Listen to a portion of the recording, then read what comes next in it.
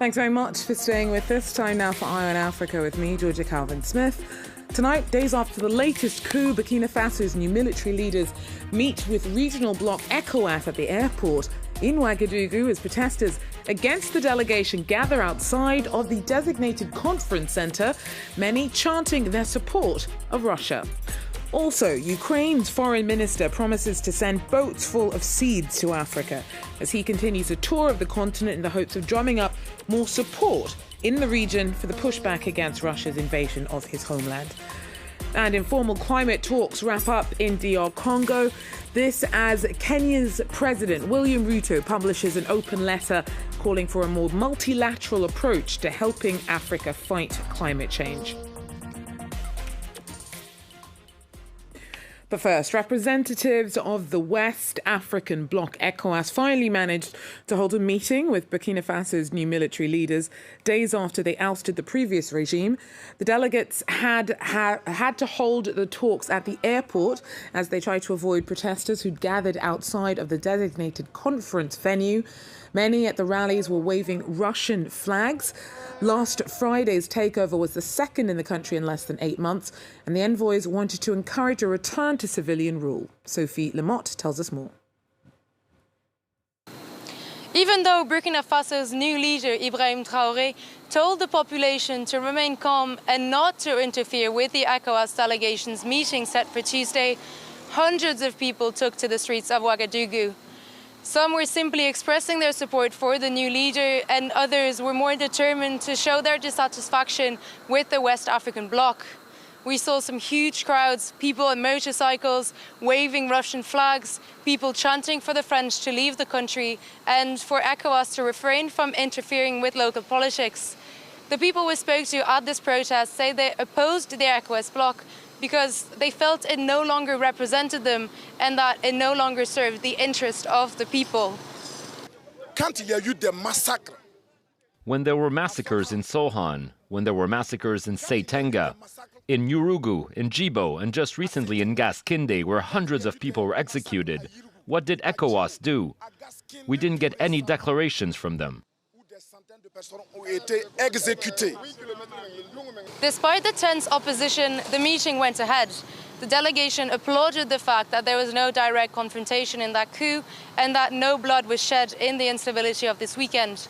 Another key issue is the Burkinabe political transition, and Traoré pledged once more to follow the agreements ECOWAS had made with his predecessor, especially for the return of civilian rule in the next 2 years at the latest. Humanitarian aid and public safety in the country were also high on the agenda. Burkinabés expressed high hopes he would restore peace and stability in a context where official figures show that the government control only less than half of the territory. Sophie Lamotte there for us.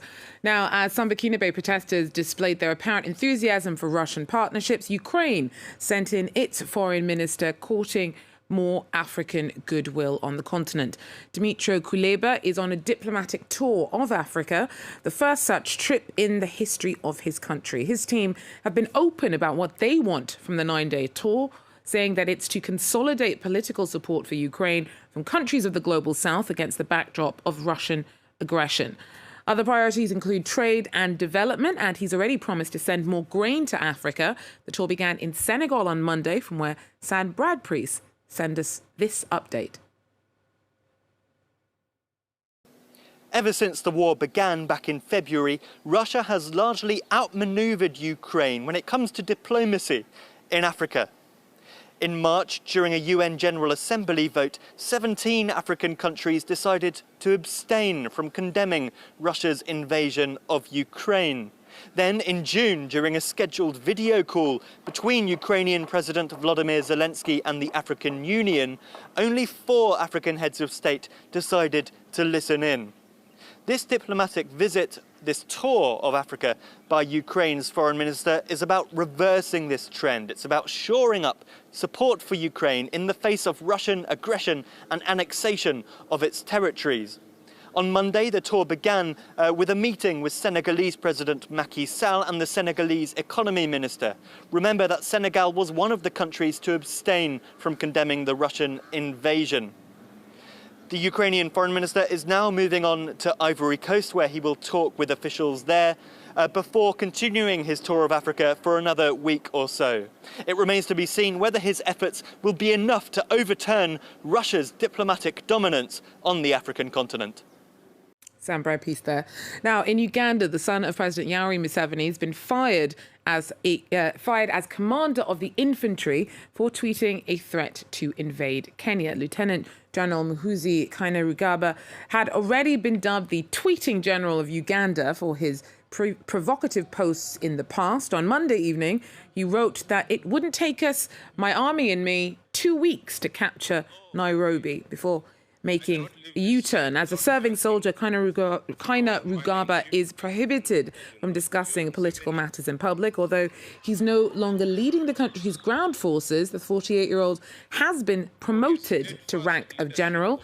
Museveni's long denied accusations that he's grooming Kainerugaba to replace him as the country's leader. Now, informal climate talks have wrapped up in DR Congo. They were a chance for developing countries to solidify their collective positions ahead of next month's COP27 climate summit in Egypt. The continent faces a dilemma between exploiting its resources whilst the world races to cut carbon emissions. Despite the continent pushing for recognition that fossil fuels are necessary in the short term, it still hopes to move towards clean energy.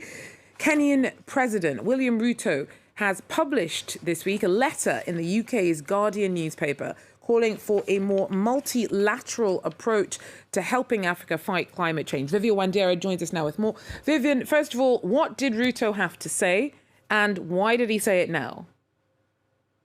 Well, in his letter in The Guardian, Ruto talked about Kenya having the largest wind farm in the world and said that Kenya also has 92% renewable electricity right now. But Ruto also talked about the urgency on the issue to do with the climate crisis. And his comments come at the backdrop of the just concluded United Nations General Assembly that was held back in September, where many African leaders were shocked when their calls for tackling the climate crisis were overshadowed by the war in Ukraine and the needs of Ukraine, which seemed like Africans' problems were not really an agenda during the meeting, something that he also talked about in his open letter to The Guardian in The Guardian. But he also talked about the climate crisis being one of the things that his government will tackle and one of his government's top agenda. Remember, during his inaugural speech when he was sworn in as president, he also talked about tackling climate crisis as Kenya is now facing some harsh effects from the climate change that is going around the continent of Africa.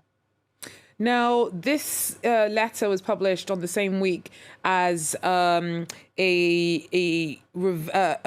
on GMO grain in Kenya was reversed.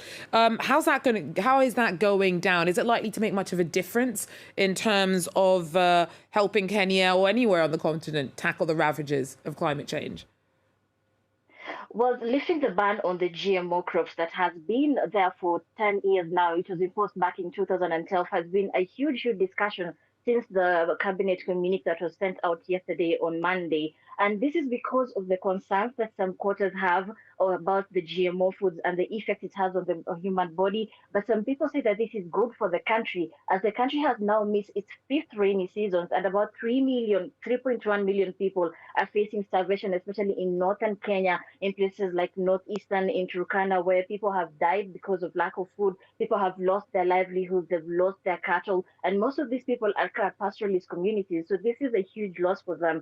But also there are concerns on the effect these crops have on the human body. But also there has to be a way for the president to be able to tackle the crisis right now. And it seems that the decision to lift the ban on GMO crops in both cultivating and importing them seems to have been a short-term solution that him and the cabinet discussed, and so that it is a way forward, because this is most of these crops are drought resilient and also resilient to diseases that can kill food easily. Thank you so much, Vivian Wandera, there for us in Nairobi. Now, a landmark legal case opened in Senegal last month, with fishermen and Greenpeace Africa taking a fish processing factory to court over alleged environmental abuses. There are more and more factories like it across the country. Critics warn that they're responsible for immense level of pollution. Our correspondents report. The hearing at the Thiès Appeals Court was a historic first for Senegal. Villagers from Kaya, a little north of the capital Dakar, came to demand the closure of a massive fishmeal factory. The factory doesn't respect environmental laws and doesn't respect the promises it made to be allowed to operate legally. The collective is supported by Greenpeace and is angry about the foul-smelling waste released into the nearby lake. It also laments the over-exploitation of the area's fishing stocks. 5 kilos of fish are required to make 1 kilo of fish meal, which is then used to feed pets and farmed fish in developed countries. But the fish, which is transformed into fish meal to feed animals, is an important source of food for Senegalese populations. Local fishermen are struggling to make a living, and women who worked in Kaya's traditional fish transformation sector are now all but jobless. Mariama says it's almost impossible to compete with the factory. The factory scoops up all the fish that arrives at the quay. We are unable to work. There are no fish left. The factory owners reject accusations of unfair practices. Its CEO says the company employs 60 people directly and a further 300 indirectly, all the while conforming to environmental rules. A perfume factory smells of perfume. A meat factory smells of meat. A fish factory smells of fish. People who catch fish need to have a fishing license and boats. But there are no fishmeal factories in Senegal with fishing boats and licenses to use them. They don't want to develop our industry. They're manipulating us. They bring nothing to the community. What has Greenpeace ever built here? The next hearing will be held on October 6th. Well, that's it for Eye on Africa for now. Thanks for joining us. Do so again. Take care.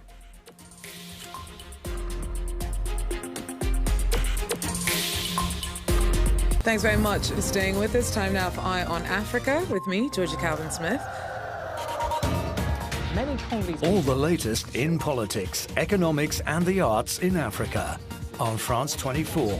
Our journalists are in every region, every country, to report on the emergence of a continent of unparalleled riches.